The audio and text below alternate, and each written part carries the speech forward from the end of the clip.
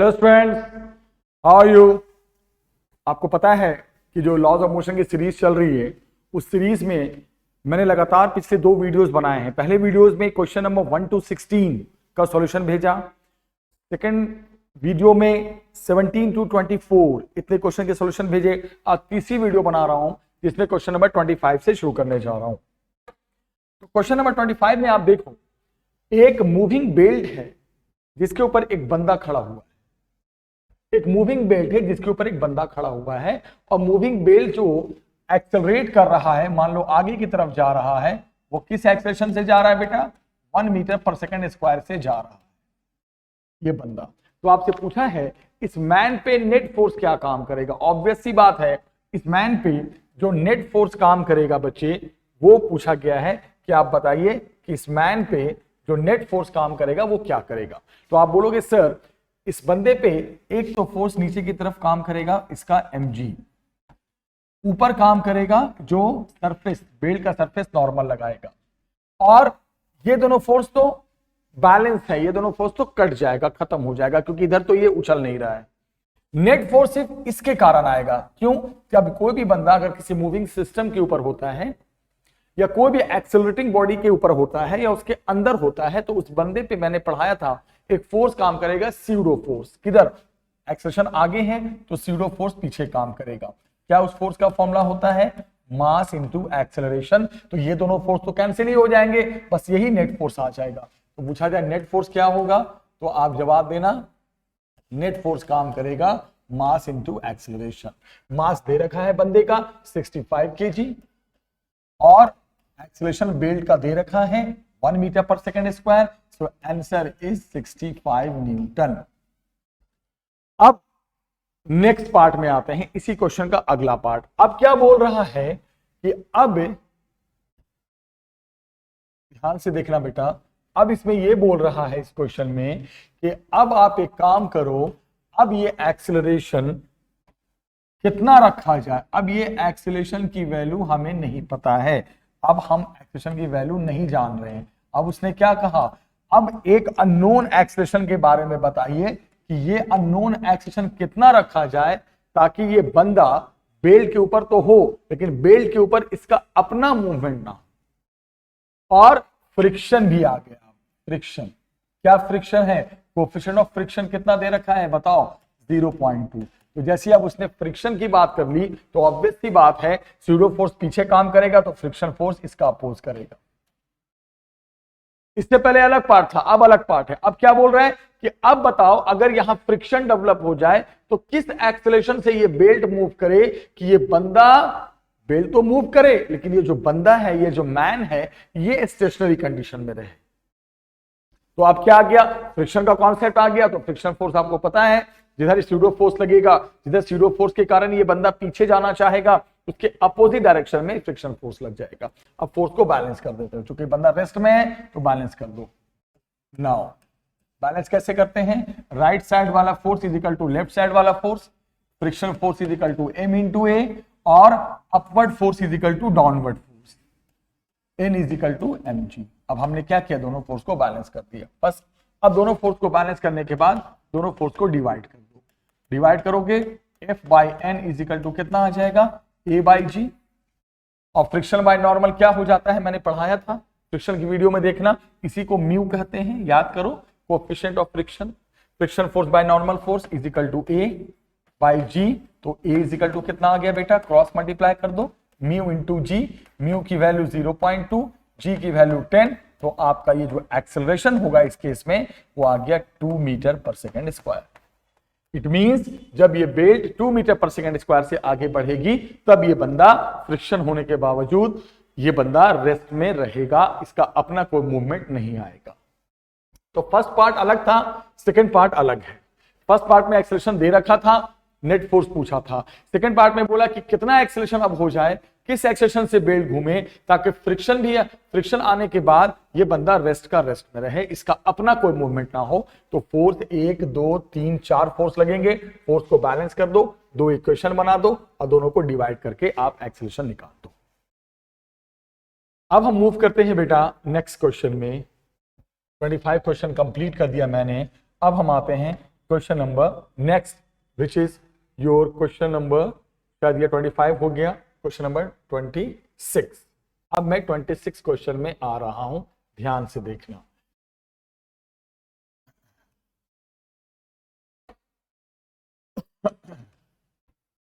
देखना बेटा 26 क्वेश्चन में क्या चीज है, अब ध्यान से देखना। इसमें क्या बोल रहा है, एक स्टोन है जिसका मास m है, और ये स्टोन जिसका मास m है ये बंधा हुआ है एक स्ट्रिंग से, राइट, और ये ऐसे ये सर्कल में रोटेट कर रहा है। कौन? ये मास, ये क्या है? मास है। तो बताओ लोएस्ट पॉइंट पे क्या फोर्स काम करेगा?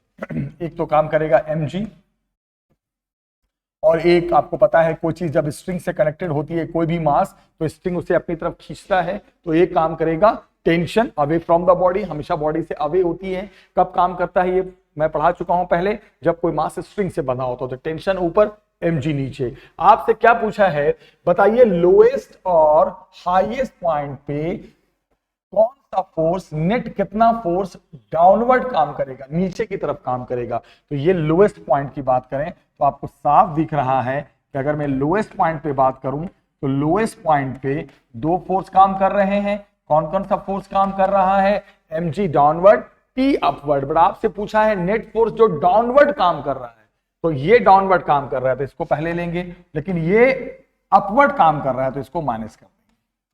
आपसे क्या पूछा है, वो फोर्स बताइए जो डाउनवर्ड काम कर रहा है, तो डाउनवर्ड वाले को प्लस में और अपोजिट वाले को माइनस। फिर जब ये मास, सोचो घूमते घूमते घूमते घूमते अब ये मास यहां पहुंच गया। कहां पहुंच गया? बिल्कुल टॉप पे पहुंच गया, हाईएस्ट पॉइंट पे। तो सोचो अगर मैं बोलूं कि अब जब ये मास हाईएस्ट पॉइंट पे पहुंच गया तो आप बताओ क्या फोर्स वहां पे काम करेगा? तो क्या बोलोगे? हाईएस्ट पॉइंट पे एक तो mg नीचे काम करेगा ही करेगा, स्ट्रिंग का टेंशन भी नीचे काम करेगा, वो तो हमेशा अवे फ्रॉम द बॉडी है। तो अब पूछा क्या है, कौन सा फोर्स लोएस्ट या हाईएस्ट हो? कौन सा फोर्स पूछा है? जो वर्टिकली डाउनवर्ड है, जो नीचे की तरफ है। तो यहां तो दोनों नीचे की तरफ है, तो हाईएस्ट पॉइंट पे जो वर्टिकल डाउनवर्ड फोर्स है वो हो जाएगा T प्लस mg। तो याद रखना ये ऑप्शन सही हुआ लोएस्ट पॉइंट पे और ये हाईएस्ट पॉइंट पे। तो लोएस्ट पॉइंट पे mg minus T, highest point पे mg प्लस T2, इसलिए कि टेंशन अलग अलग होता है। तो यहाँ पे अगर T1 लेंगे तो यहाँ T2 लेंगे। वर्टिकल सर्कल में कोई चीज घूमती है ना, तो टेंशन हर हाइट पे अलग अलग होता है। तो यहाँ पे T1 मान लो, यहाँ पे T2 मान लो, बट इक्वेशन तो वही रहेगा। हमसे कौन सा फोर्स पूछा था बेटा? वो फोर्स जो डाउनवर्ड डायरेक्शन में है। तो यहाँ पे mg इधर, T1 अपवर्ड, लेकिन हमें तो नेट फोर्स डाउनवर्ड देखना था, तो mg माइनस T1। यहाँ दोनों डाउनवर्ड हैं, mg plus T2। Okay, this is your question number 26। अब हम बात करते हैं क्वेश्चन नंबर 20। नेक्स्ट क्वेश्चन का काफी अच्छा सवाल है, अच्छे से देखिएगा, बहुत अच्छा सवाल है ये। एक बात सुनो और मुझे इसका जवाब देना। This is very good question, बहुत अच्छा सवाल है बेटा, इसको आप अच्छे से देखना और अच्छे से समझना।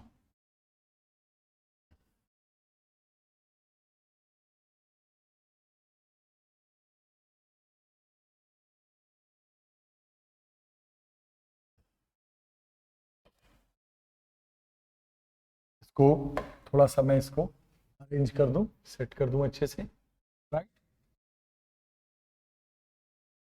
अब देखना आप, हाँ बस अब देखते हैं, राइट।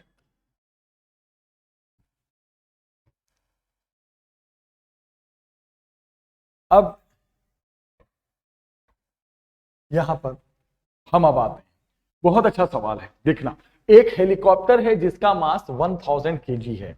तो मास ऑफ हेलीकॉप्टर आप मान लो कितना kg है? 1000 kg। ओके, हेलीकॉप्टर है जिसका मास 1000 kg है। वो हेलीकॉप्टर ऊपर की तरफ जा रहा है। ये हेलीकॉप्टर है जो ऊपर की तरफ जा रहा है एक एक्सेलरेशन से, इस एक्सेलरेशन की वैल्यू है 1 मीटर पर सेकेंड स्क्वायर।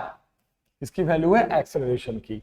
और हेलीकॉप्टर के अंदर आपको पता है बंदे बैठे होते हैं, तो बहुत सारे बंदे बैठे हैं, जिसके बंदे का मास सारे मिलाकर जितने भी इसके अंदर बंदे हैं, जितने भी लोग हैं, सबका मास स्मॉल m1 वो दे रखा है 300 kg। ओके, हेलीकॉप्टर का मास इतना, उसके अंदर जो भी बंदे हैं, क्रू मेंबर है, सब मिला के 300 kg। सबसे पहले पूछा है force on the floor by the crew. सबसे पहले क्या पूछा है कि जितने भी लोग हैं ये इस हेलीकॉप्टर के फ्लोर पे कितना फोर्स लगाएंगे। तो सोचो जरा, किस पे फोर्स पूछा है? फ्लोर पे। तो आपको पता है लॉज ऑफ मोशन में जिस पे फोर्स पूछे हम उसी का डायग्राम बनाते हैं। फोर्स किस पे पूछा है? फ्लोर पे। किसके चलते? क्रू एंड पैसेंजर के चलते। पंगा क्या है? पंगा ये है फोर्स जिसका पूछा उसका मास दिया नहीं है, फोर्स पूछा है फ्लोर पे, तो जिसका भी फोर्स पूछे उसका मास पता होना चाहिए जिस पे फोर्स लग रहा है, तभी हम उसका डायग्राम बना पाते हैं। तो थोड़ा यहां सेंस लगाना है। एक बात बताओ, सोचने वाली बात है, force on floor bye crew and passenger उतना ही होगा जितना फोर्स किस पे लगेगा? फोर्स क्रू पे, फोर्स जो फोर्स फ्लोर पे क्रू और पैसेंजर उतना ही लगाएगा। बताना, जितना फोर्स ऑन क्रू पे प्लस पैसेंजर पे लगेगा बाई फ्लोर।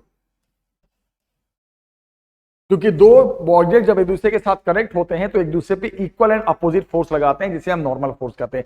हमें निकालना है force on floor bye crew and passenger, लेकिन मास दिया हुआ है फ्लोर का नहीं, मास दिया हुआ है किसका? क्रू एंड पैसेंजर का। तो दिमाग क्या लगाएंगे?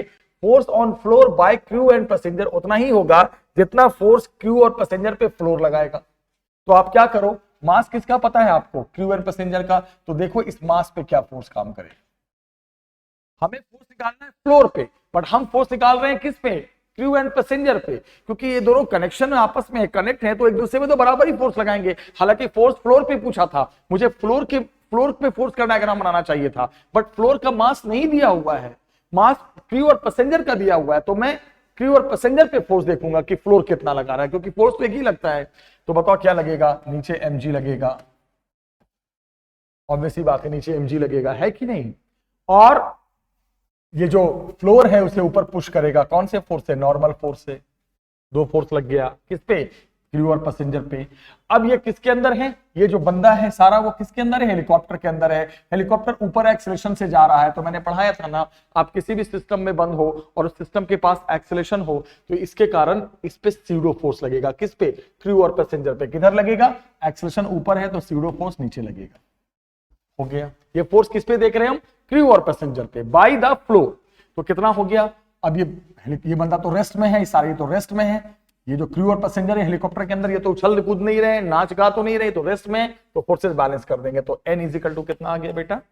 n is equal to mg plus ma। बस हो गया। अब वैल्यू रख दो, यही तो है। ये फोर्स कौन लगा रहा है? फ्लोर लगा रहा है। किसके ऊपर? क्रू और पैसेंजर के ऊपर। बट आपसे पूछा है फोर्स फ्लोर पे क्रू और पैसेंजर के चलते। मैंने फोर्स निकाला on the crew and passenger by the floor, और यहां पूछा है force on the floor by the crew and passenger. तो बात तो वही है, जितना फ्लोर क्रू और पैसेंजर पे लगाएगा उतना ही ऑब्वियसली बात है क्रू और पैसेंजर फ्लोर पे लगा देगा, तो वैल्यू तो वही आएगी। मास की वैल्यू तो 300, जी की वैल्यू 10 प्लस 300, ए की वैल्यू 1। बस जितना आ गया बता देना। 3000 प्लस 300 3300 न्यूटन। हो गया, फिनिश्ड। अब हम आते हैं ए पार्ट के बाद बी पार्ट, और सी दोनों एक ही में कर दूंगा, बी और सी बताता हूं कैसे। देखो फिर क्या पूछा है? Force on the air by the helicopter, और इसमें पूछा है force on the helicopter by the air. दोनों एक ही चीज है। अब बताओ force on the helicopter by the air, और एक में पूछा है force on the helicopter by the air. एक में पूछा है force on air by the helicopter, और एक में पूछा है force on helicopter by the air. तो दोनों एक दूसरे में तो बराबर ही लगाएंगे, लेकिन हम डायग्राम किसका बनाएं? डायग्राम बनाएंगे एयर का या हेलीकॉप्टर का? इसमें पूछा है force on air by helicopter, तो मुझे एयर का डायग्राम बनाना चाहिए था। एयर के मास का, एयर का मास तो दिया नहीं है। और इसमें पूछा है force on helicopter by the air, तो हम दोनों में से फोर्स तो बराबर ही लगेगा, क्योंकि एक एयर पे हेलीकॉप्टर के चलते और एक हेलीकॉप्टर पे एयर के चलते, तो एक दूसरे में तो बराबर ही लगाएंगे, लेकिन मैं आंसर तो दोनों का एक ही आएगा। लेकिन हम डायग्राम किसका बनाएंगे? हेलीकॉप्टर का, क्योंकि मुझे मास उसका पता है। तो मैं ए तो सॉल्व कर चुका हूं, बी और सी में हम बनाएंगे किसका? इसका। हेलीकॉप्टर का मास कितना है? m। इसका डायग्राम बनाएंगे पूरे इसका। तो बताओ इस पे क्या क्या फोर्स काम करेगा? एक तो काम करेगा इसका खुद का वेट mg, और एयर जो बाहर से है वो उसको प्रेस करेगा, वही नॉर्मल फोर्स एयर भी लगाता है। अगर एयर बहुत ज्यादा हो तो वो भी नॉर्मली फोर्स लगाता है।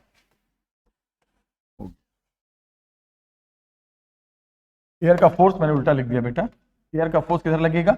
एयर ना हमेशा नीचे से ऊपर पुश करता है, जिसे हम नॉर्मल फोर्स कहते हैं। तो एयर किधर लगाएगा आपको बताना जरा? ऊपर की तरफ लगाएगा। और ये रेस्ट में नहीं है, ये किधर जा रहा है? ऊपर मूव कर रहा है। कितने एक्सेलेरेशन से? ए एक्सेलेरेशन से। किसका डायग्राम बनाया मैंने? हेलीकॉप्टर का। इन क्या है? Force on helicopter by the air. Force in क्या है? यहां पर, यहां इन क्या है? ध्यान से देखना, इन है क्या? Force on helicopter by air, यही है ना? और यही होगा force on air by helicopter. दोनों का आंसर एक ही आएगा। तो मैं डायग्राम एयर का नहीं बना सकता क्योंकि मुझे मास ही नहीं पता है। इस तरह वहां हम फ्लोर का नहीं बना पा रहे थे क्योंकि हमें फ्लोर का मास ही नहीं पता था। जिसका मास है उसी का डायग्राम बनाएंगे, क्योंकि फोर्स जितना हेलीकॉप्टर का फ्लोर क्रू और पैसेंजर पे लगाएगा, उतना ही क्रू का पैसेंजर और फ्लोर क्रू और पैसेंजर फ्लोर पे लगाएगा। बात तो एक ही है, लेकिन डायग्राम बनाएंगे उसका जिसका मास है। तो mg और एयर पुश करेगा उसको ऊपर नॉर्मल। अब ये फोर्स बैलेंस नहीं हो सकते क्योंकि ये मूवमेंट में है। किधर जा रहा है? ऊपर जा रहा है। तो यहां पे लिखेंगे नेट फोर्स n, ऊपर जा रहा है ना ये, n minus mg is equal to कितना? n। अब लेकिन एक बात इसमें ध्यान रखना है, वो बात आपको बताना मैं भूल गया। अब यहां पर जब हम हेलीकॉप्टर का लेंगे बेटा, तो इसमें एक चीज आपको और ध्यान रखना है। यहां पे एक पॉइंट मैं और बताना भूल गया, तो डायग्राम में चेंज करूंगा।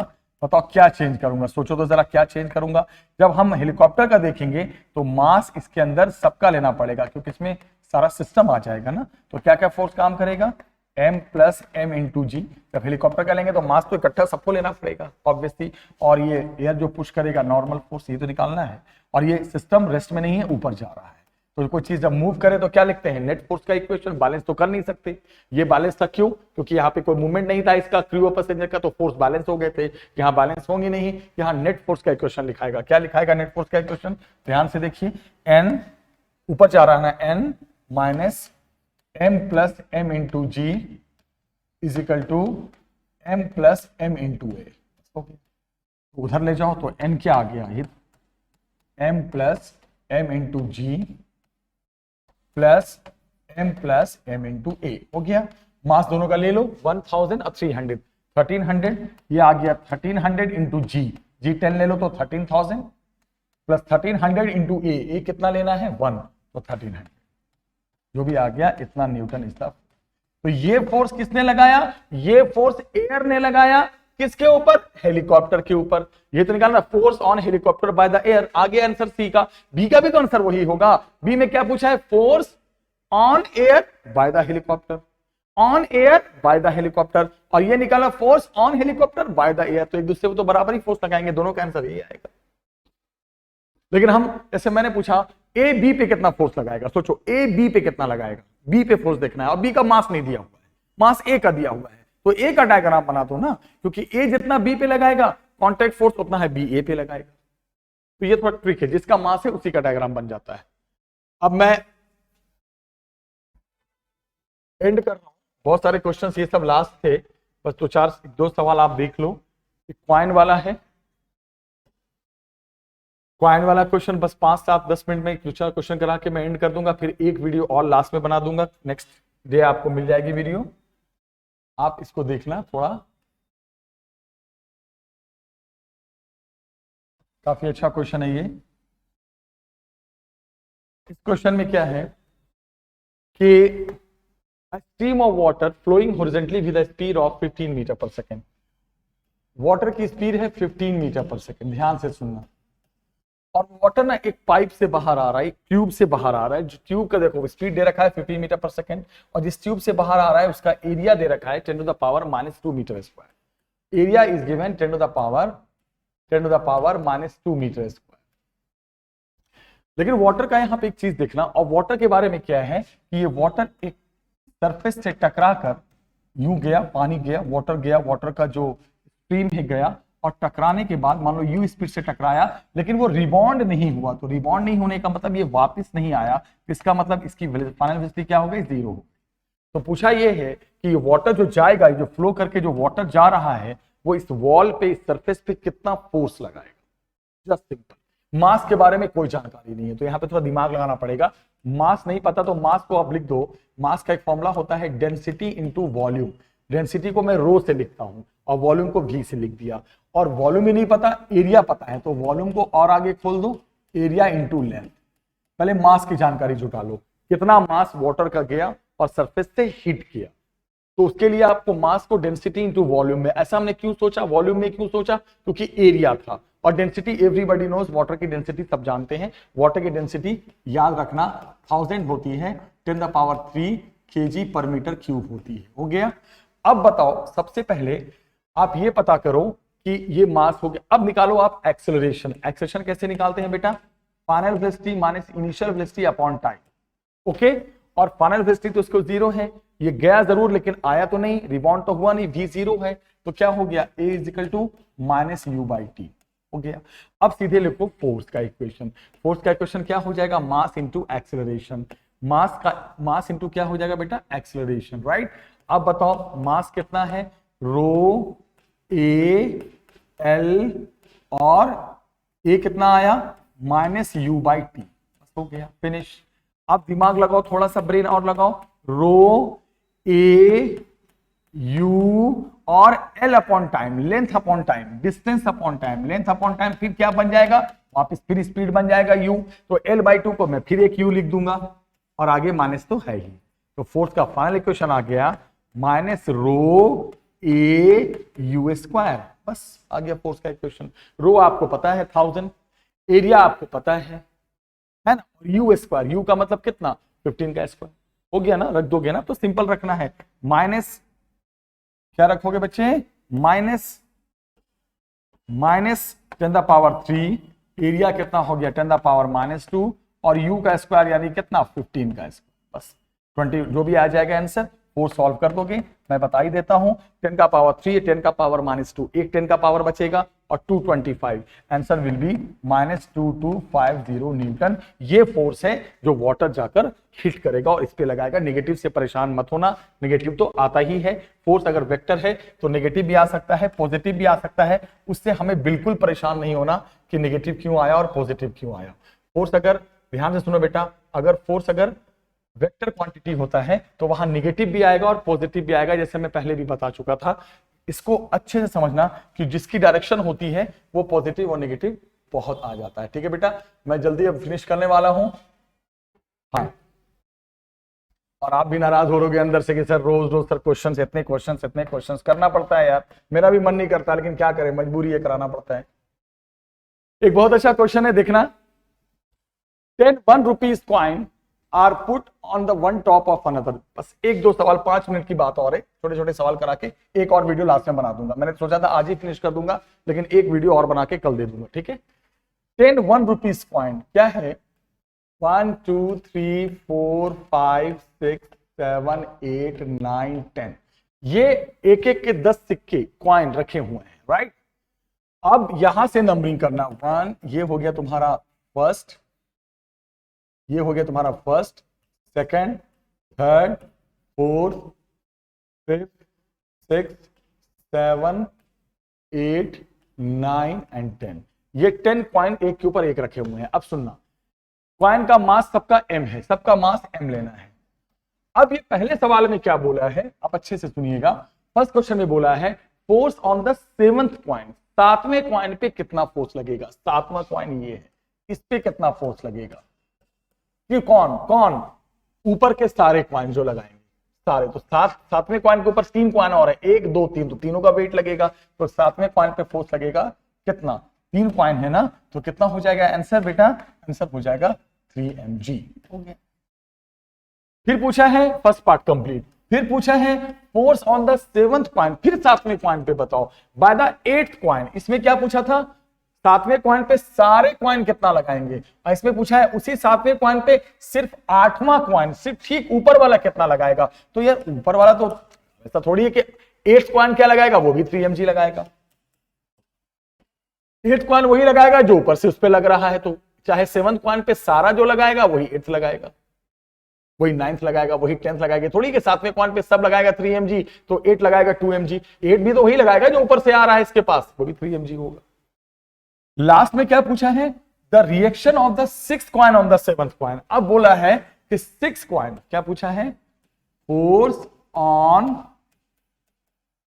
7th coin by 6th coin, यानी कि अब सातवें कॉइन पे आठवां वाला नहीं 6th कॉइन, नीचे वाला जो 6th कॉइन है वो कितना लगाएगा। तो ऑब्वियसली बात है बेटा, नीचे से फोर्स तो पता नहीं कर सकते, फोर्स तो ऊपर से आता है, तो यहां दिमाग लगाना पड़ेगा। Force on 7th coin by the 6th coin पूछा है, तो ये तो वही लगेगा ना, ये तो वही होगा जो फोर्स ऑन 6th कॉइन लगेगा बाय 7th कॉइन। यही कॉन्सेप्ट तो आपका हेलीकॉप्टर में भी आया था, यही कॉन्सेप्ट आपका हेलीकॉप्टर में आया था, यही कॉन्सेप्ट आपका एक और में आया था। तो 6th कॉइन 7th पे कितना लगाएगा, तो नीचे से फोर्स नहीं पता चल पाता कितना लग रहा है, ऊपर ऊपर से जो नॉर्मल आ रहा है वो तो हम निकाल देते हैं। तो 7th कॉइन पे 6 उतना ही लगाएगा जितना 6th कॉइन पे 7th कॉइन ऊपर से लगाएगा। तो कितना लगाएगा अब सोचो, 6th कॉइन पे 7th कॉइन ऊपर से कितना लगाएगा, 6 से ऊपर कितना है, 1 2 3 4, कितना वेट लगेगा 4mg। तो इसका आंसर क्या हो गया 4mg। ये आपका इसका आंसर हो गया, ए का आंसर 3mg, बी का आंसर 3mg, सी का आंसर 4mg। तो ये एक बात तो समझ में आ गई है आपको कि यहां पे कभी भी अगर आपसे कोई भी पूछ देता है कि फोर्स क्या लगेगा, फोर्स के बारे में बताइए, और आपको पता है फोर्स हमेशा ऊपर से रिएक्शन आता है, और आपको जो फोर्स ऊपर से लगेगा, ऊपर वाली बॉडी लगाएगी नीचे वाली पे, वही नीचे वाली बॉडी लगाएगी किस पे, ऊपर वाले पे। ये पॉइंट को तो हमेशा याद रखना, ये बहुत इंपॉर्टेंट पॉइंट है। फिर आपको एक बात देखना, जब आप क्लास में आप पढ़ रहे होगे तो मैंने कहा था 2 तरह की सड़कें होती हैं, एक होता है लेवल रोड, याद करो, और एक होता है banked road. Banked road, banked. और जब कभी भी लेवल रोड पे कभी भी आप टर्न लेते हो, आपने पढ़ा या नहीं पढ़ा है, जब कोई भी बॉडी लेवल रोड पे टर्न लेती है, कोई भी बॉडी, आपको मैंने पढ़ाया था लेवल रोड पे टर्न लेती है, तो वहां पे टर्निंग के लिए आपको सेफ टर्निंग के लिए फ्रिक्शन फोर्स सेंट्रीपिटल फोर्स देता है। लेकिन मान लो कभी भी कोई चीज, कोई रोड, कोई भी विंग्स, एरोप्लेन के विंग्स थोड़े टेढ़े हो जाएं, तो उसको कहते हैं बैंक, वो बैंक्ड हो गया। और कहा जाता है इफ ऑन बैंक्ड रोड, अगर कोई बैंक्ड रोड है, बैंक्ड रोड पे अगर फ्रिक्शन नहीं है, फ्रिक्शन इज 0। कोई भी रोड बैंक कब होती है आपको पता है, जब इसका आउटर एज, ये आउटर एज है, ये इनर एज है, और ये आउटर एज है, जब ग्राउंड के साथ एक एंगल पे उठ जाता है, रोड यूं ना होकर थोड़ी सी यूं हो जाती है, तो उसे कहते हैं बैंक्ड रोड। ऐसे बैंक ऐसी रही तो लेवल रोड। तो क्या कहा जाता है कि अगर आपके पास कोई भी बैंक रोड है जिसका outer as, outer O for outer, I for inner, जब आउटर एज इनर एज के रिस्पेक्ट में एक एंगल पे उठ जाता है, तो जिस एंगल पे उठता है उसे एंगल ऑफ बैंकिंग कहते हैं। रोड जब यूं हो जाती है, सड़क यूं हो जाती है, किसी एरोप्लेन का विंग यूं हो जाता है, और अगर वहां पे कोई भी लगता है कि फ्रिक्शन, कोई एयर रेजिस्टेंस कुछ नहीं है, no friction, no air resistance, no, सब कुछ नहीं है वहां पर, तो एंगल ऑफ बैंकिंग निकालने का फॉर्मूला याद रखना होता है v²/rg। ये v क्या है, वेलोसिटी, r क्या है, अगर वो कोई भी गाड़ी, कोई भी चीज अगर टर्न ले रही है वहां पर सर्कुलर पाथ में, तो वो r उस पाथ का रेडियस होता है। जैसे इस क्वेश्चन में देख लो, एक एयरक्राफ्ट है जो 720 किलोमीटर पर आवर से चल रहा है, तो v की वैल्यू कितनी है, 720 किलोमीटर पर आवर है, तो इसको 5/18 से मल्टीप्लाई कर दो, आ गया 200 मीटर पर सेकंड, ये v की वैल्यू आ गई। और एयरक्राफ्ट का जो स्पीड है, उसके जो विंग है, विंग ऐसे ना होकर ऐसे बैंग्ड है, कितने एंगल पे बैंग्ड है बेटा, 15 डिग्री पे, थीटा कितना दे रखा है, 15 डिग्री पे। तो पूछा है what is the radius of the loop, मतलब वो एरोप्लेन ऐसे हॉरिजॉन्टल लूप में यूं मूव कर रही है, और उसके विंग सीधे ना होकर विंग टेढ़े हैं, ऐसे ऐसे चक्कर काट रही है, ऐसे ऐसे। तो जिस लूप में वो चक्कर काट रही है, विंग देखो ध्यान रखना, लेवल में नहीं, ये बैंग्ड है, फॉर्मूला ये वाला लगेगा। तो बताओ उस ये फॉर्मूला कब लगता है, जब कोई भी विंग बैंग्ड हो जाए, रोड बैंग्ड हो जाए, तो वहां पे सर्कुलर पाथ का रेडियस होता है ये r, अगर वो चीज गोल गोल घूमती है। तो यहाँ पे आर निकालना है, जी रख दोगे 10, भी पता है, थीटा कितना 15 डिग्री, tan 15 डिग्री की वैल्यू निकाल दोगे या दे देता है, थीटा पता है, भी पता है, जी 10 लोगे, आर निकालना है, रेडियस ऑफ द लूप निकालना है। एंगल ऑफ बैंकिंग पे ये था क्वेश्चन, ध्यान रखना, चाहे रोड बैंग हो जाए, चाहे एरोप्लेन का विंग बैंग हो जाए और वो सर्कुलर पाथ में घूमने लगे, तो वहां पे ये रिलेशन होता है एंगल ऑफ बैंकिंग में, velocity of that particle object में, और रेडियस ऑफ दैट लूप, जिस लूप में वो बॉडी घूम रही है उसके रेडियस में ये क्या होता है बेटा, रिलेशन होता है। इस बात को हमेशा अच्छे से ध्यान से समझना, क्योंकि ये बहुत इंपॉर्टेंट पॉइंट्स होते हैं। अब यहां पे बेटा मैं क्लास एंड कर रहा हूं, बस एक लास्ट क्वेश्चन, 2 मिनट की बात है और क्लास मेरी एंड हो जाएगी। अब वीडियो एंड करूंगा, अगले वीडियो में मैं फिर आपको जो डिस्कस करना है वो करेंगे। इसलिए मैं एंड कर रहा हूं क्योंकि एक पूरा टॉपिक हो गया है, ठीक है ना, बैंकिंग ऑफ रोड हो गया है और जल्दी एंड करना जरूरी है, राइट, फटाफट एंड करेंगे, बस फिनिश कर रहे हैं। लास्ट क्वेश्चन देख लो, एक ट्रेन है जो रन कर रही है अनबैंक सर्कुलर रोड, देखो बैंक नहीं है ये, अनबैंक है। अनबैंक का मतलब रोड क्या है, लेवल है, लेवल में है, वहां का रेडियस, अच्छा सर्कुलर ट्रैक पे, रोड बैंक नहीं है, अनबैंक है, और वहां पे रोड को, वहां पे गाड़ी को मुड़ना है।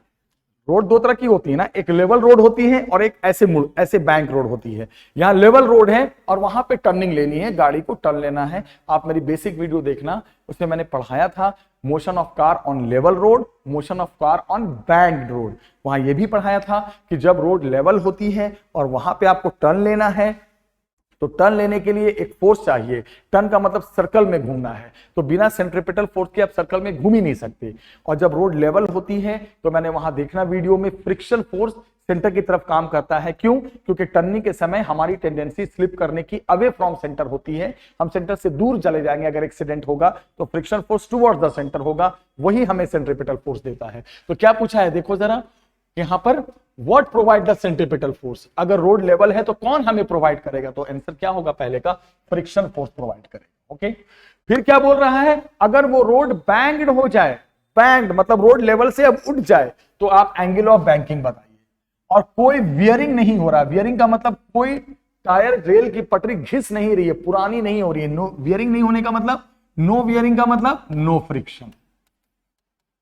और आपको मैंने क्या पढ़ाया था, भूल गए क्या, जब फ्रिक्शन ना हो, नो रेजिस्टेंस, नो फ्रिक्शन, कोई अपोजिंग फोर्स ना हो और रोड बैंक्ड हो जाए, लेवल रोड पे फ्रिक्शन होना जरूरी है मुड़ने के लिए। क्यों? अगर फ्रिक्शन नहीं होगा तो सेंट्रिपिटल फोर्स नहीं मिलेगा। लेकिन जब रोड बैंक्ड हो जाए और फ्रिक्शन ना रहे या फ्रिक्शन कम हो जाए या नेग्लिजिबल हो जाए, तो उस केस में क्या फॉर्मूला मैंने दिया था, याद करो, एंगल ऑफ बैंकिंग निकालने का फॉर्मूला क्या दिया था बेटा, आपको याद होगा, फॉर्मूला था tan theta is equal to v square by r g. पिछला क्वेश्चन, ये क्वेश्चन इसी पे है। लेवल रोड पे फ्रिक्शन देता है, रोड बैंक हो जाए तो एंगल ऑफ बैंकिंग निकालने का ये फॉर्मूला होता है, अगर फ्रिक्शन की बात ना की जाए तब। v कितना है सोचो, 54 किलोमीटर पर आवर, तो v 54 किलोमीटर पर आवर को मीटर पर सेकंड में बदल देते हैं, 5/18, यह आ गया 15 मीटर पर सेकंड, हो गया।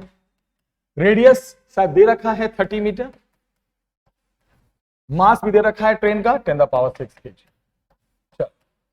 v पता है 15, रेडियस पता है 30 मीटर, g की वैल्यू जानते हो 10 ले लेते हैं, सॉल्व करके थीटा निकालना है। tan थीटा की वैल्यू जो भी आ जाएगी आप रख दोगे। tan थीटा की वैल्यू मैं बता दूं, 15 का स्क्वायर 225, बस एंड कर रहा हूं मैं, रेडियस 30, ओके। और दूसरी बात g कितना होता है 10।